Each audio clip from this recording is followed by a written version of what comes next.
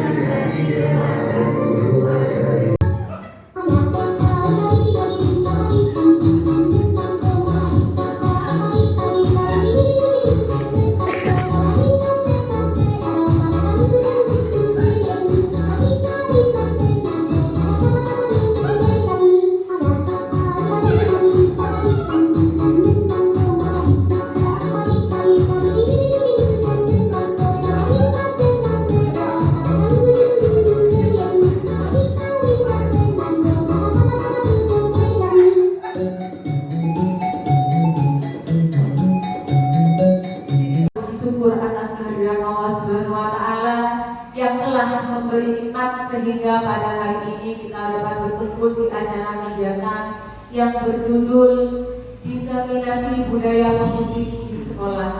Dan tak lupa sholawat dan salam selalu kita curahkan kepada Nabi besar Nabi Muhammad SAW yang karenalah kita berasal dari alam kegelapan bisa berada di alam yang terang benderang seperti yang dirasakan pada pagi hari ini.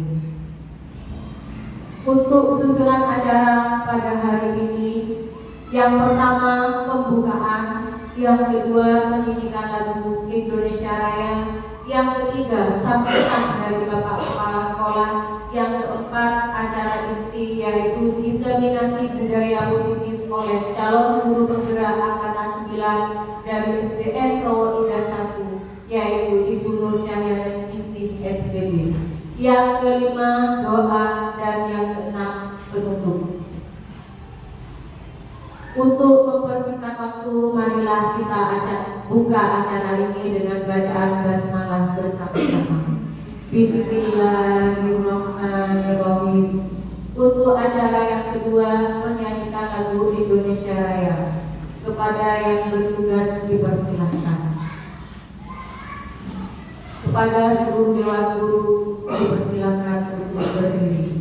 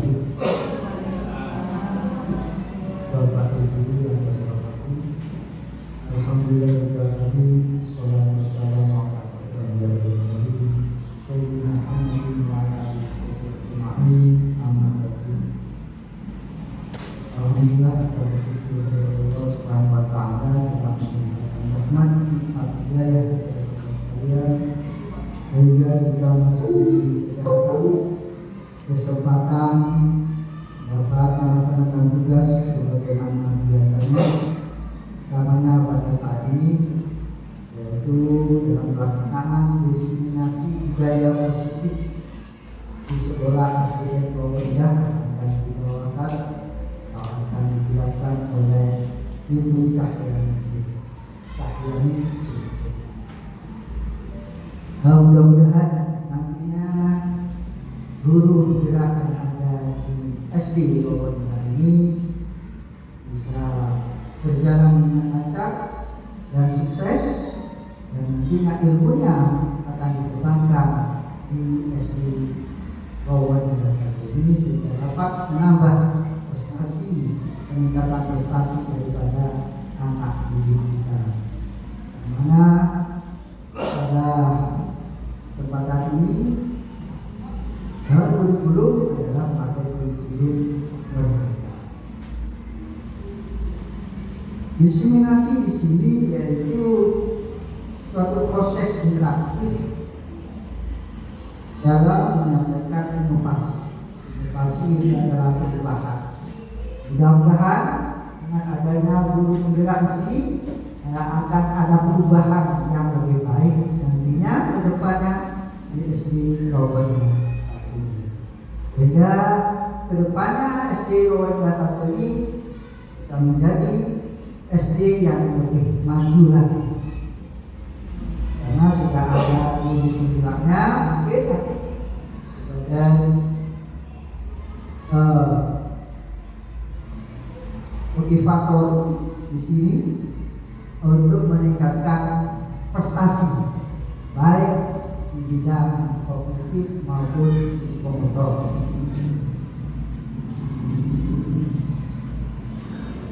Bapak Ibu sekalian, sebagai guru penggerak di sini ini perlu dukungan dari semua pihak, baik dari lembaga, dari Bapak Ibu guru sekalian, sehingga dalam pelaksanaannya nanti Bu Cahyani ini dapat melaksanakan tugasnya dengan lancar. Tanpa dukungan ini akan tidak lancar nantinya. Karena itu kami di sini sudah kompak, Bapak dari guru sudah mendukung untuk Ibu Cahyani sebagai guru penggerak. Mudah-mudahan nantinya juga berhasil dan sukses. Amin. Amin. Mungkin itu yang dapat kami sampaikan. Kami mohon maaf. Wabillahi taufiq wal hidayah. Assalamualaikum warahmatullahi wabarakatuh. Yaitu diseminasi budaya positif oleh calon guru penggerak angkatan 9 dari SDN Provinsi 1 yaitu Ibu Nur Cahyani SPD. Kepadanya dipersilakan Bapak Ibu guru untuk menghadiri.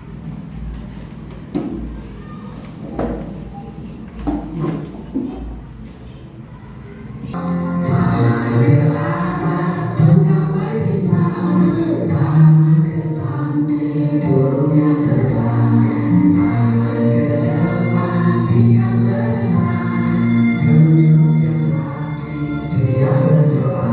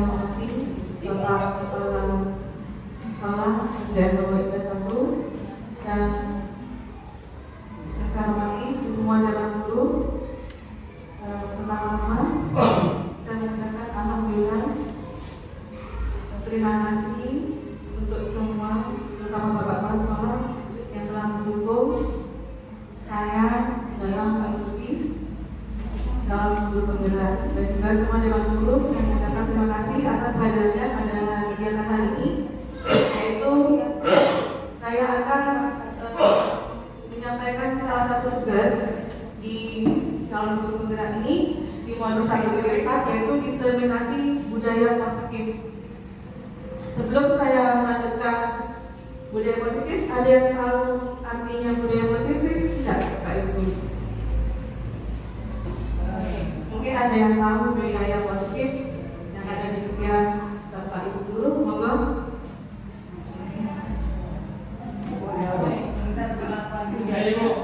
Oke, monggo Bapak Agus. Terima kasih. Waktunya budaya positif menurut saya itu adalah kebudayaan dari daerah atau negara kita yang bisa membuat diri kita bertindak, berpikir, dan berbuat yang positif. Misalnya bisa dengan budaya kita bisa menghasilkan keuangan karena ada berjualan kue, seragam, atau gerakannya bisa membuat diri kita sehat begitu. Terima kasih. Terima kasih untuk Bapak Agus. Mungkin ada Bapak Ibu yang lain. Pertama, bagi budaya itu sendiri yaitu budaya itu kebiasaan, dan positif itu melakukan hal-hal yang baik. Ya. Jadi melakukan hal-hal yang baik. Nah, di sini konsep inti budaya positif yaitu ada perubahan paradigma positif, disiplin positif, nilai-nilai kebajikan, kebutuhan dasar manusia, motivasi perilaku, posisi kontrol guru, keyakinan kelas, dan segitiga restitusi. Dan pada pagi hari ini saya akan mengangkat di budaya positif ini tentang keyakinan kelas. Ya. Next. Pembelajaran dengan paradigma baru, yaitu pembelajaran dengan paradigma baru merupakan perubahan yang dilakukan berdasarkan prinsip pembelajaran berdiferensiasi sehingga peserta didik belajar sesuai kebutuhannya berdasarkan tahap perkembangan sesuai teori psikologi modern untuk mewujudkan profil belajar Pancasila. Nah, di sini ada ini ya, profil belajar Pancasila. Mungkin di awal pembelajaran kita bernyanyi ya, jadi untuk yang kurikulum merdeka sudah paham mungkin ya. Bisa dinyanyikan bersama-sama profil belajar Pancasila? Bisa.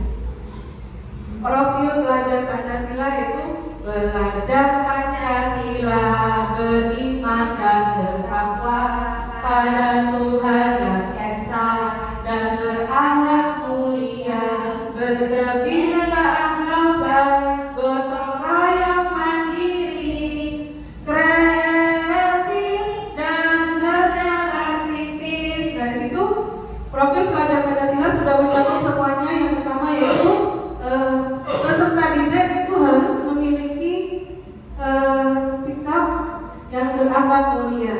Karena kenapa? Karena pada zaman sekarang yaitu sudah sangat menipis masalah tentang akhlak ya. Terutama sekarang itu yang lagi ramai itu masalah pembullying. Nah, dari itu maka kita sebagai tenaga pendidik harus bisa membawa dan mengarahkan peserta didik kita untuk menjadi manusia yang mempunyai rasa iman dan takwa kepada Tuhan Yang Maha Esa dan mempunyai akhlak yang mulia. Dan yang kedua yaitu ada mandiri. Peserta didik harus diajarkan mulai dari ini yaitu sikap mandiri. Yang ketiga yaitu bernalar kritis, di mana siswa di kelas itu harus mempunyai inisiatif, terutama untuk pelajaran, harus mempunyai jiwa untuk benar-benar kritis. Yang keempat yaitu kreatif, yang kelima gotong royong, yang keenam yaitu berkebinekaan global. Jadi untuk profil pelajar Pancasila itu sudah mencakup semuanya keenam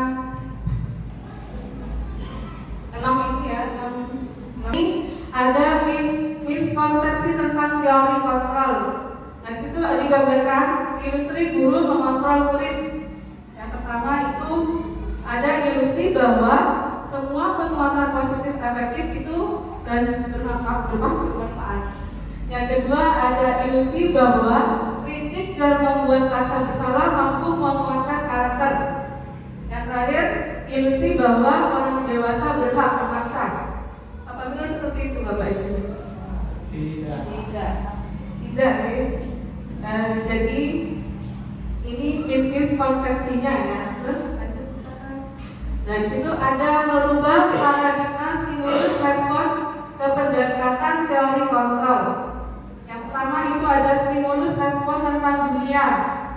Realitas kebutuhan kita sama, sedangkan di teori kontrol tentang dunia itu realitas atau kebutuhan kita itu berbeda. Yang kedua, semua orang melihat hal yang sama. Sedangkan teori kontrol itu setiap orang memiliki gambaran yang berbeda. Yang ketiga, kita mencoba mengubah orang agar berpandangan sama dengan kita. Terus yang dilihat sebagai suatu kesalahan, semua perilaku memiliki tujuan. Orang lain bisa mengontrol saya, terus akhirnya ada yang bisa mengontrol diri Anda. Saya bisa mengontrol orang lain, Anda tidak bisa mengontrol orang lain. Jadi bertolak belakang dengan teori kontrol tentang dunia. Kata perbedaannya dengan stimulus respon tentang dunia ya. Jadi itu perbedaannya. Nah di sini disiplin positif berasal dari disiplina yang artinya belajar. Disiplin mengacu pada disiplin diri yang memiliki tanggung jawab terhadap apa yang dilakukan berdasarkan nilai-nilai yang diyakini. Disiplin positif merupakan salah satu cara penerapan disiplin yang bertujuan untuk menumbuhkan serta memberdayakan peserta didik tanpa imbalan, penghargaan atau reward atau ancaman atau hukuman. Nah, sebagai pendidik, tujuan kita adalah menciptakan peserta didik yang memiliki disiplin diri sehingga mereka berperilaku mengacu kepada nilai-nilai kebajikan universal dan memiliki motivasi intrinsik dalam perubahan perilaku ke arah yang lebih baik. Nah, di sini nilai-nilai kebajikan, nilai-nilai yang disepakati bersama, lepas dari suku bangsa, agama, bahasa maupun latar belakangnya. Contoh nilai kebajikan institusi atau organisasi itu bisa dilihat sendiri. Dalam profil Badan Pancasila, terus PYP 9 pilar karakter Indonesia, itu ada perbedaannya di situ, tinggal membaca saja. Terus lanjut. Nah ini ya, kebutuhan dasar manusia. Kebutuhan manusia adalah segala sesuatu yang dibutuhkan oleh manusia untuk mempertahankan keseimbangan kondisi fisiologis dan psikologis yang bertujuan untuk mempertahankan kehidupan dan kesehatan. 5 kebutuhan dasar manusia menurut Dr. William Glasser yaitu 1. Kekuasaan, 2. Kasih sayang dan rasa diterima, yang ketiga bertahan hidup, yang keempat kesenangan, yang kelima itu kebebasan. Jadi salah 5 ini harus tercukupi. Kalau misalkan 1 yang tidak tercukupi maka akan tidak akan maksimal kebutuhan dasar manusia. Motivasi perilaku manusia: 1. Untuk menghindari ketidaknyamanan atau hukuman, 2. Untuk mendapatkan imbalan atau penghargaan dari orang lain, 3. Untuk menjadi orang yang mereka inginkan dan menghargai diri sendiri dengan nilai-nilai yang mereka percaya. Nah di sini konsep disiplin dengan identitas gagal. Nah itu ada memberikan hukuman kepada peserta didik dan memberikan penghargaan atau reward ya. Jadi untuk di pendidikan kita tidak nyaman, murid takut, memaksa, murid menyebutkan kesalahan, murid menjadi rendah diri, dan untuk yang memberikan penghargaan itu tidak efektif, merusak hubungan atau sifat iri, mematikan kreativitas, menghukum dan sistem ranking, merampas hak menghargai dirinya. Nah di sini konsep disiplin dengan identitas, ada konsekuensi dan restitusi. Konsekuensi sendiri yaitu penguatan jangka pendek, perlu monitoring berkelanjutan, stimulus atau respon, murid menghormati peraturan, kehilangan waktu untuk merenungi kesalahan. Sedangkan restitusi, murid bertanggung jawab untuk perilakunya, fokus pada pemecahan masalah jangka panjang, murid menghormati dirinya dan orang lain, teori kontrol, dirinya dan gagal kontrol, dan murid bersemangat memperbaiki kesalahan. Nah, di sini konsep disiplin pendekatan restitusi, sebuah cara menanamkan disiplin positif pada murid. Pengertian restitusi adalah proses menciptakan kondisi bagi murid untuk memperbaiki kesalahan mereka sehingga mereka bisa kembali pada kelompok mereka dengan karakter yang lebih kuat menurut Goldstein 2004. Dan ciri-ciri restitusi: 1. Bukan untuk menebus kesalahan, namun untuk belajar dari kesalahan. Yang kedua, memperbaiki hubungan. Yang ketiga, tawaran bukan paksaan. Yang keempat, restitusi menuntut untuk melihat ke dalam diri. Yang kelima, restitusi mencari kebutuhan dasar yang mendasari tindakan. Yang keenam, restitusi diri adalah cara yang paling baik. Yang ketujuh, restitusi fokus pada karakter bukan tindakan. Yang kedelapan, restitusi fokus pada solusi. Yang terakhir yaitu restitusi mengembalikan murid yang berbuat salah pada kelompoknya. Nah, di sini ada contoh kasus siswa yang sering tidak mengerjakan PR. Nah, kalau kita sebagai tenaga pendidik memberikan hukuman, nanti berakibat itu namanya di sini guru menghukum siswa tersebut menghormat bendera selama 10 menit. Yang kedua, guru marah dan murid akan merasa takut. Nah, konsekuensi, guru memberikan konsekuensi untuk mengerjakan PR-nya saat istirahat dikerjakan sebanyak 3 kali lipat. Ya. Yang kedua, guru tegas dan siswa menghormati peraturan. Nah, sedangkan kalau kita menggunakan restitusi, guru menanyakan keyakinan kelas atau dirinya dan membantu siswa menyelesaikan masalahnya. Yang kedua, guru terbuka dan siswa menghormati dirinya dan orang lain. Nah, di sini ada 5 posisi kontrol restitusi. Yang pertama, sebagai penghukum. Yang kedua, pembuat rasa bersalah. Yang ketiga, sebagai teman. Yang keempat, pemantau. Yang kelima, manajer. Kira-kira Bapak dan Ibu guru posisinya di yang sebelah nomor berapa? Nomor manajer. Pemantau. Yang berapa? Jelaskan, Pak. Ya, terima kasih. Kalau saya posisinya dalam memposisikan diri itu sebagai manajer. Masalahnya di sana saya bertugas untuk memberikan panduan, mengoreksi pekerjaan anak-anak, juga proses dalam menyelesaikan masalah itu. Setelah itu memberikan reaksi penilaian untuk mengetahui keberhasilan dari yang kita sampaikan. Terima kasih. Juga yang lain, mungkin di sebelah mana? Apa sebagai penghukum, pembuat rasa bersalah, teman, saudara, silakan. Guru kelas 1, posisi Ibu di sebelah mana, Bu? Ibu Suwi. Ya, jadi lanjut Bu Tata. Nah, di sini ya, contoh penerapan posisi kontrol yaitu siswa tidak memakai atribut lengkap saat upacara bendera. Nah, kalau posisi kita sebagai penghukum, nah itu patuhi aturan sekolah lalu berdiri di depan barisan.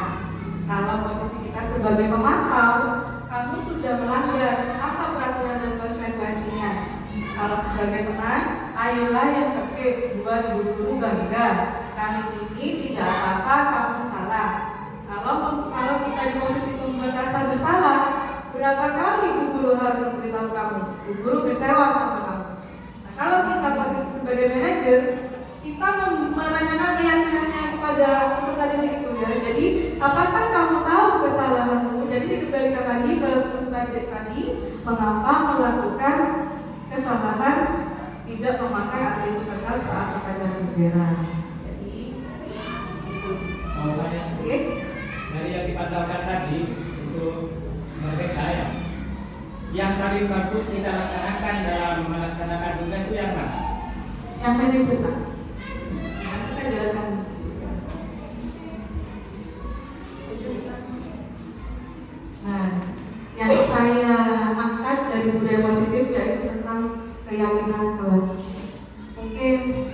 setiap kelas itu ada yang namanya aturan G. Peraturan kelas ada kan nggak di setiap kelas? Ada. Nah, peraturan kelas itu tidak sama dengan keyakinan kelas. Karena kalau peraturan kelas itu sudah ada, jadi yang membuat itu objeknya, jadi gurunya. Kalau keyakinan kelas, yang membuat itu guru dan semua murid itu menyepakati kesepakatan bersama. Jadi kita nanti menulis di kertas plano untuk semua guru kita coba praktekkan satu-satu untuk membuat kesepakatan kelas. Nantinya kita taruh di depan untuk dibuat kesepakatan kelas bersama. Oke, jadi itu keyakinan kelas. Mengapa keyakinan kelas? Mengapa tidak peraturan kelas saja? Jadi seperti ibaratnya mengapa kita memiliki peraturan tentang penggunaan helm pada saat mengendarai kendaraan berat atau motor? Mengapa?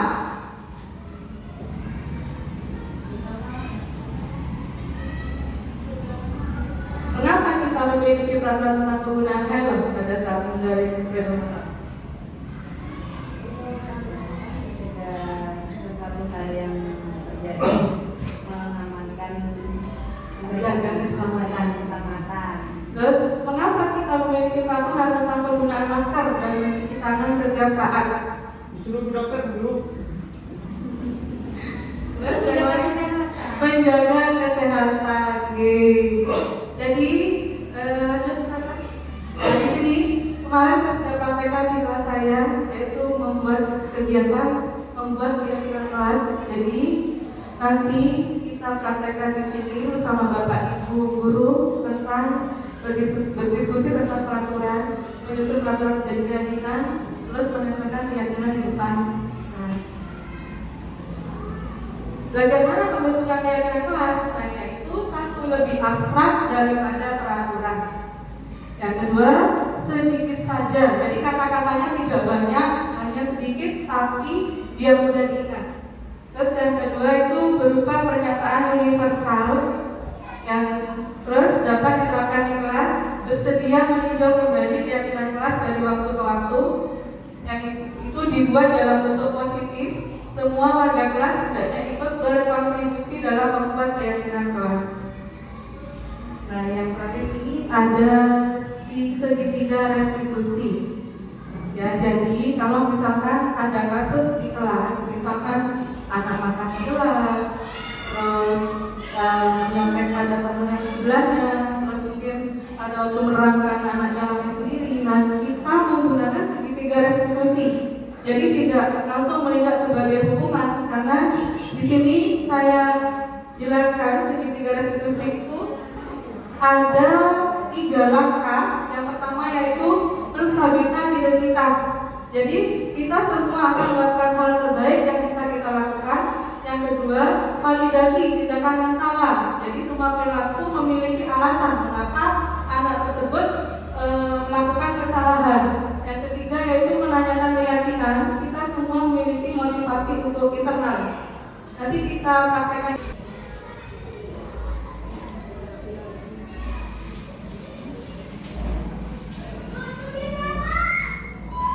Nah, ini ya, saya punya kertas. Apa yang ada di ibu tentang kesepakatan kelas nanti menjadi keyakinan kelas.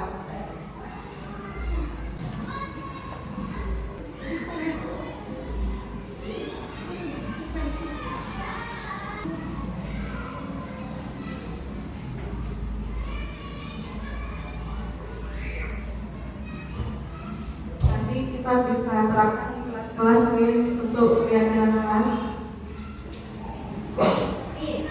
Silakan Bu. Papan yang putih. Papan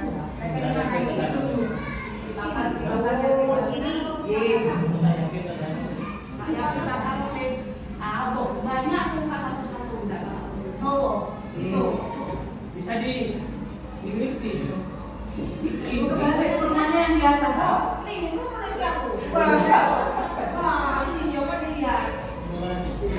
Atas dulu, monggo.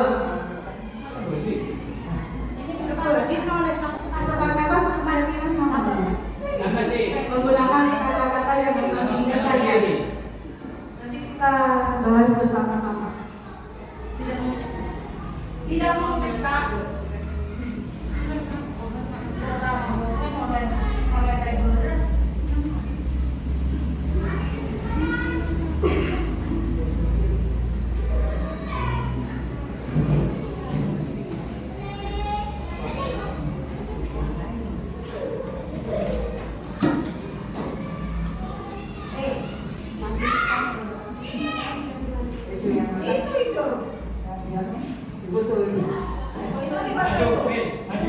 Ada penjelasan.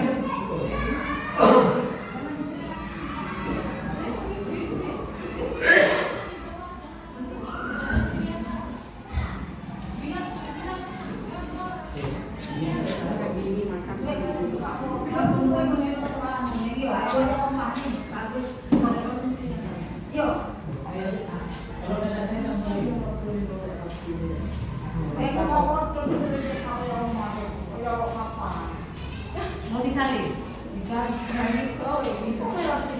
Ini kalau mau diganti lagi.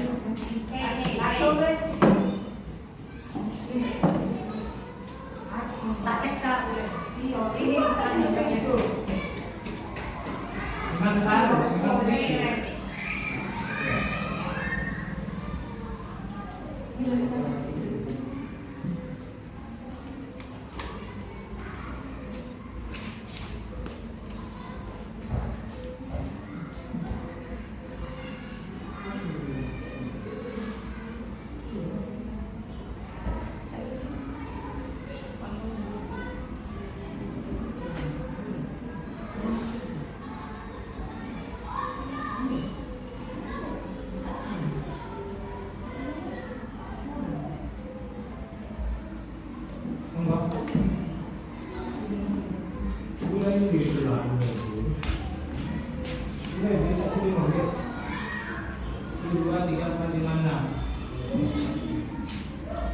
Ada yang belum?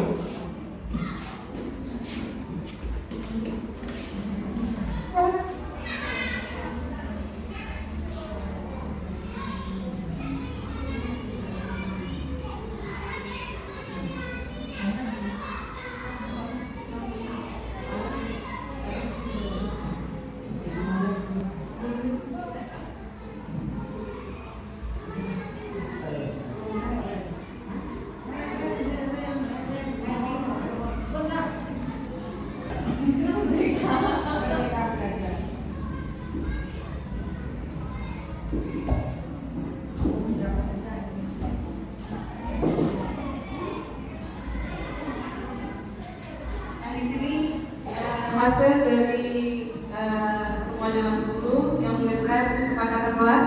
Yang pertama, ada namanya gitu. Yang pertama yaitu satu berbaris sebelum masuk kelas. Sepakat? Yang kedua, tidak meninggalkan kelas pada jam pelajaran. Sepakat? Gak sepakat Bu, mau bincang Bu. Kan izin dulu. Oh ya. Yang kedua, saling menghargai. Sepakat? Saling membantu. Ini membantu dalam hal apa nih Bapak Ibu? Kebaikan Bu. Saling membantu apabila ada teman yang tidak membawa pulpen Bu Guru nanti dipinjami. Oh, membantu meminjami teman-teman yang tidak membawa peralatan sekolah.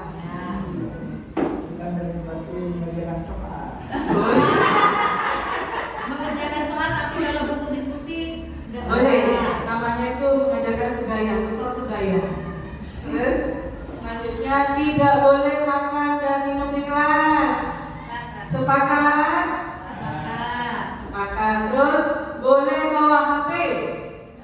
nggak boleh. Ayo, boleh bawa HP enggak kalau anak SD?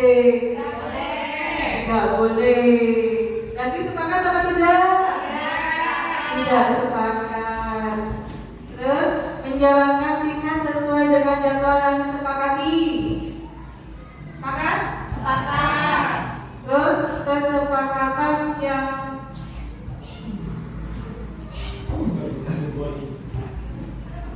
kesepakatan yang tersirat terlepas dari latar belakang suku, negara, bahasa, Kita simak, benar Pak, tidak membeda-bedakan. Jadi kita sepakati bersama Pak. Jadi dibuat Berarti kan jawabannya sesuai tahapan kelasnya Ya, Pak. berarti itu kelas itu. kita buat jadi dia apa kata-kata yang sudah dia bisa diingat. Katanya kan tadi bahasanya sedikit Bu, itu kan hilang sampai keluar Bu. Nanti kan kita sepakati di sini loh Pak. Selanjutnya mengamalkan ajaran agama untuk kebaikan bersama. Kan? Dan yang terakhir membiasakan diri makan sambil duduk. Ini kira-kira pada waktu pelajaran apa pada waktu istirahat? Istirahat. Nah, untuk keyakinan kelasnya yang pertama yaitu berbaris sebelum masuk kelas. Gitu.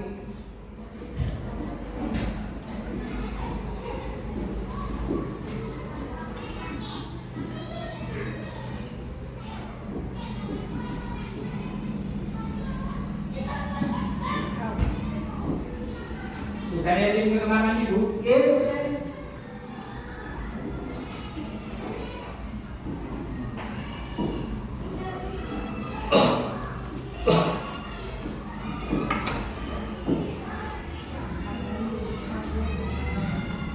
Jadi kalau kata tidak ini kita buat kalimat positifnya. Jadi tidak boleh menggunakan tidak.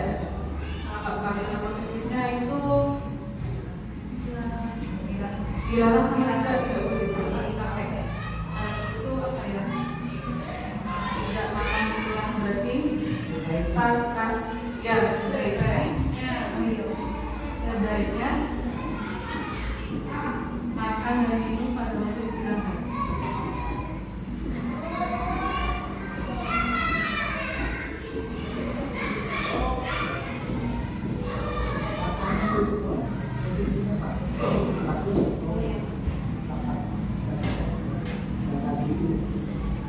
Yang keempat, piket.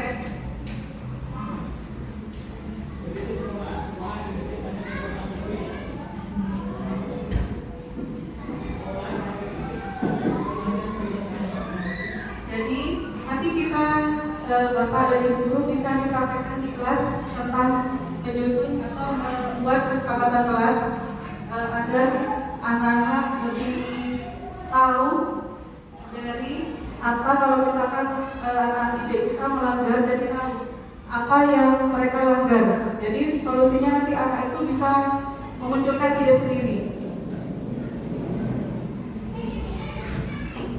Untuk tentang keyakinan kelas ada pertanyaan? Bapak Ibu guru, Mas? Mas G?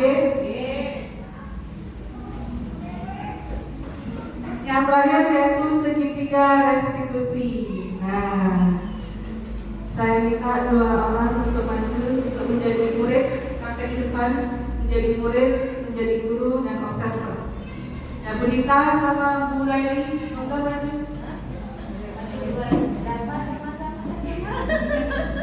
Azri, ya dapat sama Azri. Sama Azri, dapat sama Azri. Duduk dia.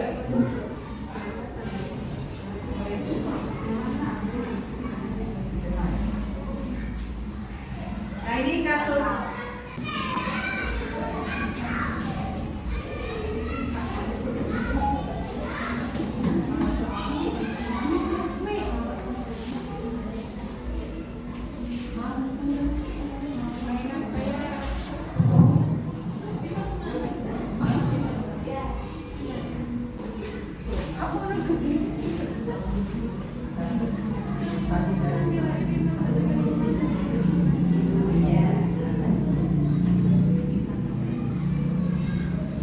Dita sama Lani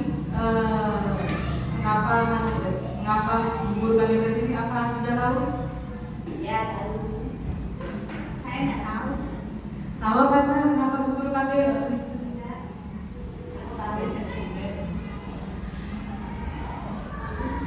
Apa yang telah dilakukan? Cuk saya minta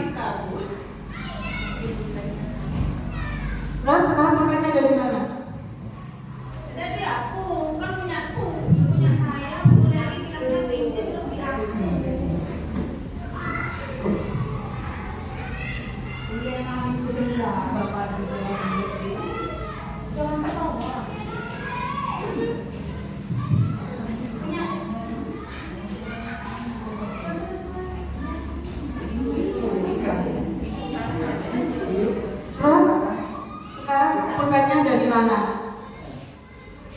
Ada di aku. Oh itu punya saya Bu. Tapi Aku ngaku. dari pinjam ke saya pertama terus di aku. Enggak, itu pulpennya sama punya aku. Punya berita lo ada di tasnya. Punya aku buat mereka. Terus gimana Bu? Saya minta siapa? Coba dicari di tasnya kan ada. Kita pinjam dulu ya nih. Nah, sekarang guru tanya, kalian kan sudah menulis pihak yang kelas. Kira-kira pihak nakas apa yang kalian sudah lakukan?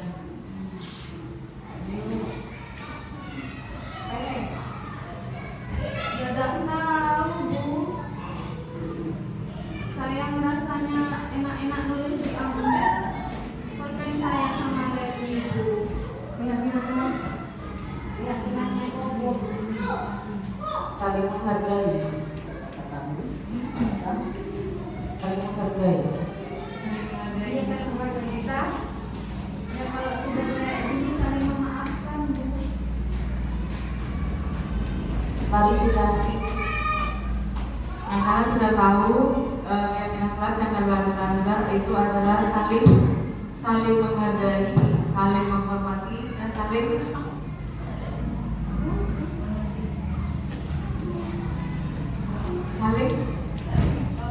menyayangi. Jadi kalau misalkan tidak bawa pulpen, bagaimana?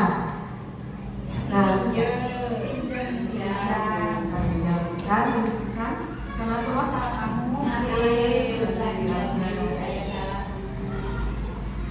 jadi solusinya bagaimana? Dan minta maaf.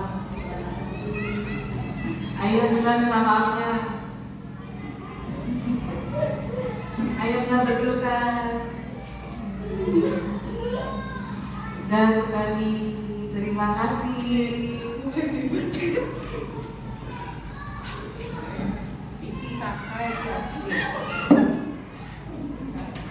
Jadi intinya kesimpulan dari pada kegiatan kali ini yaitu budaya positif dengan menerapkan keyakinan kelas, yaitu kita bisa diterapkan di sekolah agar terrealisasi jika guru memiliki nilai guru penggerak dengannya mandiri, berpihak pada murid, kolaboratif, inovatif, dan kooperatif.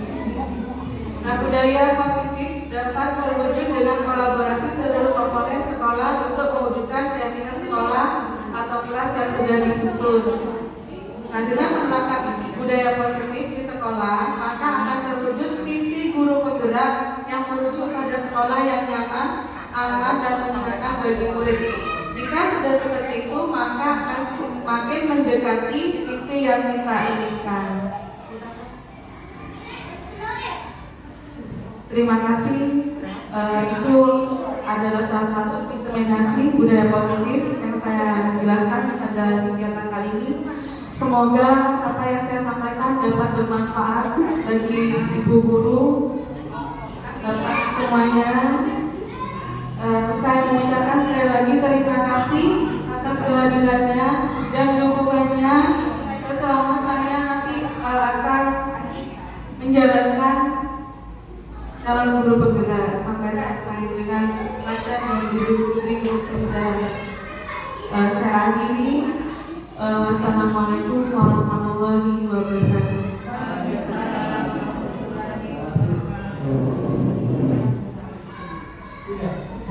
Terima kasih kami ucapkan kepada Bu Hayati. Semoga bermanfaat bagi kita semua dan juga semoga bisa membantu kepada kita sebagai guru agar ilmunya juga berguna dan bermanfaat bagi kita.